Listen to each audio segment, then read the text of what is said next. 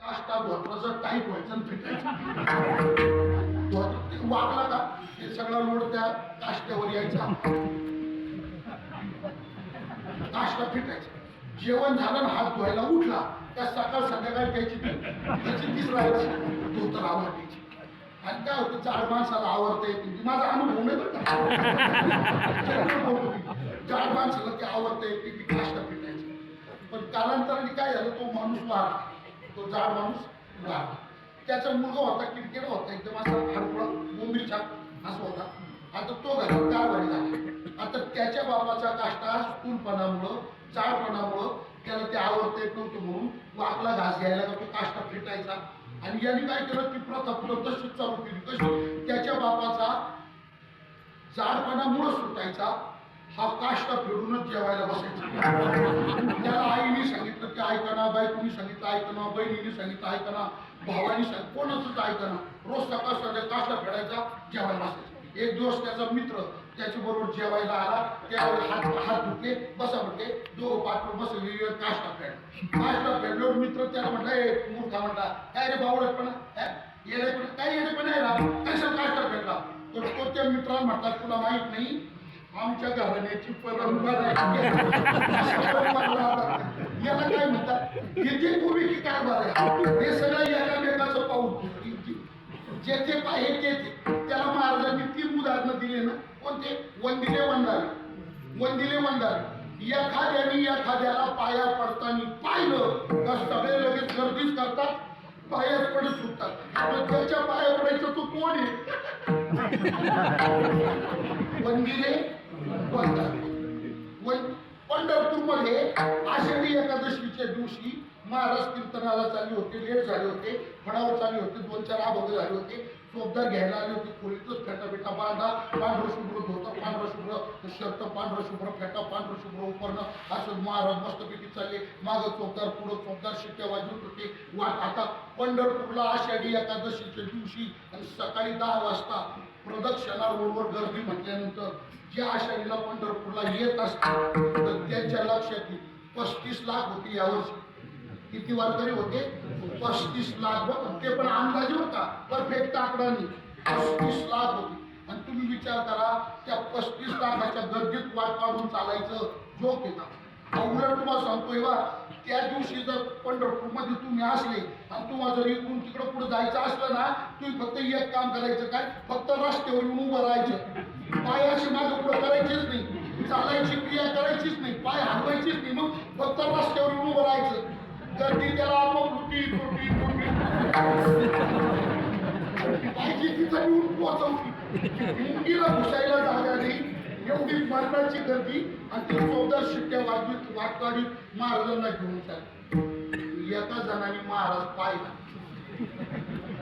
आता ओळख नाही पाळख नाही, महाराज कुठला तो कुठला काही संबंध नाही, महाराष्ट्रातला तो कोणत्या जिल्ह्याचा हा कोण घेणं नाही, त्याला फक्त फिनिशिंग महाराजाची वाटली. फिनिशिंग महाराजाची वाटली. आणि तेवढ्या गर्दीत तो त्या महाराजाच्या पाया पडायला वागला. त्याला पाया पडताना गर्दीतल्या लोकांनी पाहिलं, गर्दी लोटली.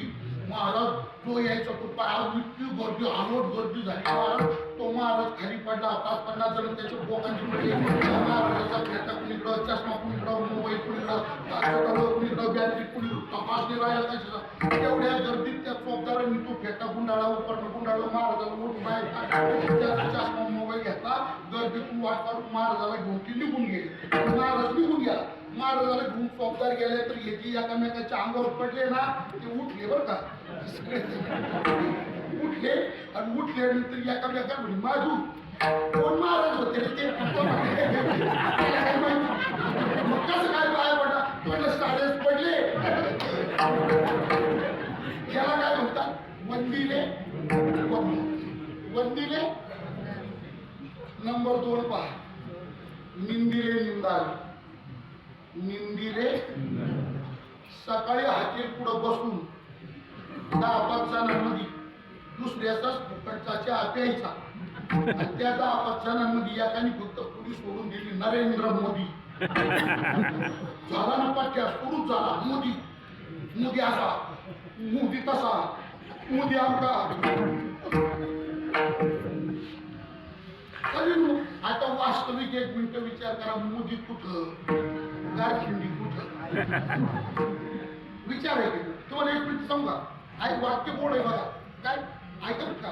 तुम्हाला निंदा करायची तर जरूर करा, निंदा करायची तर जरूर करा, खुशाल करा, अहोरात्र करा, रात्र दिवस करा, बिनधास्त करा, खुशाल निंदा करा. निंदा करायची ना तुम्हाला करा, पण एक मिनिट ऐका, ज्याची निंदा करायची त्याची योग्यता आणि आपली योग्यता याचा 100 वेळा विचार करा, मग निंदा करा. त्याचा 100 वेळा विचार करा. अरे मोदी कुठं, शेवड्या तू कुठं, चुलीला जाळ आज कुठं चालतं का? पण काय एकाने दुसऱ्याला निंदा करताना पाहिलं, सगळेजण सुरूच होतात, निंदिले निंदावे. आणि तिसरं उदाहरण सांगितलं देखो बेटीचं, एक गेले जावे त्याची वाटा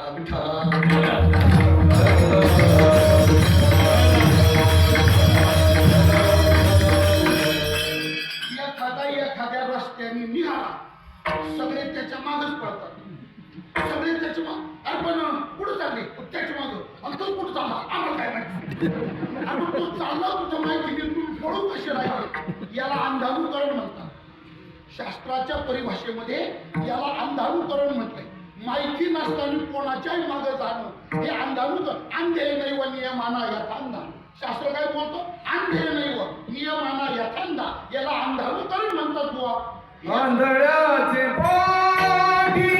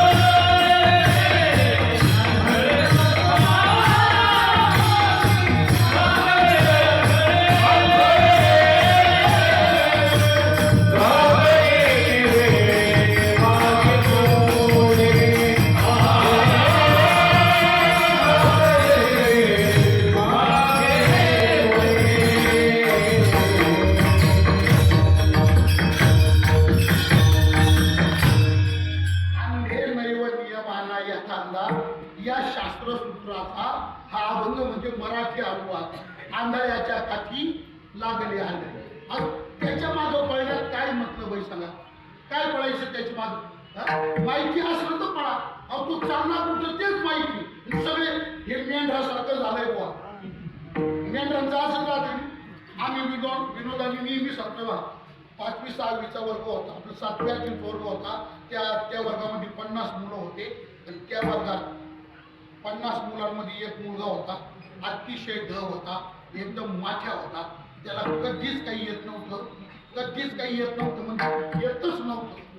तो इतका ढ होता, इतका ढ होता, इतका ढ होता, किती 4-5 गुरुजी मेले, पण हा त्याच वर्गात. शिक्षक सुद्धा त्या वर्गात शिकवायला आले तर त्याच्या नादी लागत नव्हते. शिक्षक आधी त्याला नमस्कार करायचे, मग राजेश लागत टोकचं टोक दिसायचं, माझ्याकडे पाऊस लागत टोक दिसायचं. शिक्षक काय घाबरून राहायचे. त्या वर्गामध्ये एका दिवशी शिक्षकांनी विद्यार्थ्यांना प्रश्न विचारला. मुलांनो, सर्व विद्यार्थी टावकारले, सावधान पोज मध्ये आले.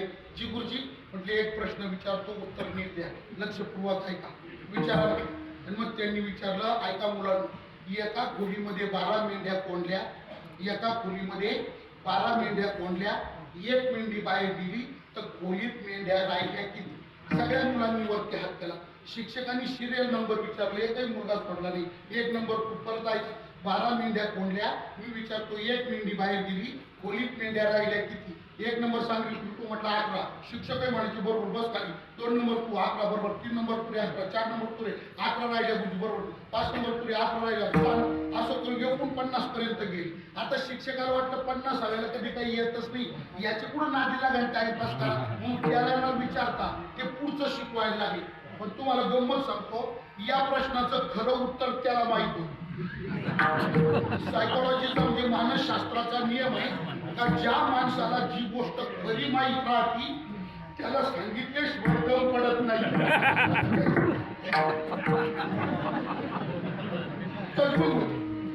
तजमग होती, गुलगाम होती, कच्ची सांगत बुवा सांगित त्याला चैन पडत नाही, स्वास्थ्य मिळत नाही त्याला. तो उठून वारायला पडलो गुरुजी काय माझं उत्तर ऐका आणि मग पुढं शिकवा. तोडला गुरुजी म्हणले बस खाली माथ्या, तुला कधी काही येत नाही. हा म्हटलं कधी नसेल काही येत पण आज येतोय. माझं ऐका मग पुढचं शिकवा. शिक्षकांचा नाईलाज झाला. ते म्हटले मला सांग प्रश्न नीट आहे ते काय मी विचारतो. एका खोलीमध्ये 12 मेंढ्या कोंडल्या होत्या, खोलीत मेंढ्या राहिल्या किती? हा म्हटलं एकही नाही. गुरुजी म्हटले बावळाचा मूर्ख आहे का? प्रश्न कळला का? 12 कोंडल्या होत्या, एक बाहेर गेली. मी विचारतो खोलीत मेंढ्या राहिल्या किती? हा म्हटलं तेच सांगतो एकही नाही. गुरुजी म्हटले कसं काय? तो मेंढराची जातच अशी राहते, एक निघाली का?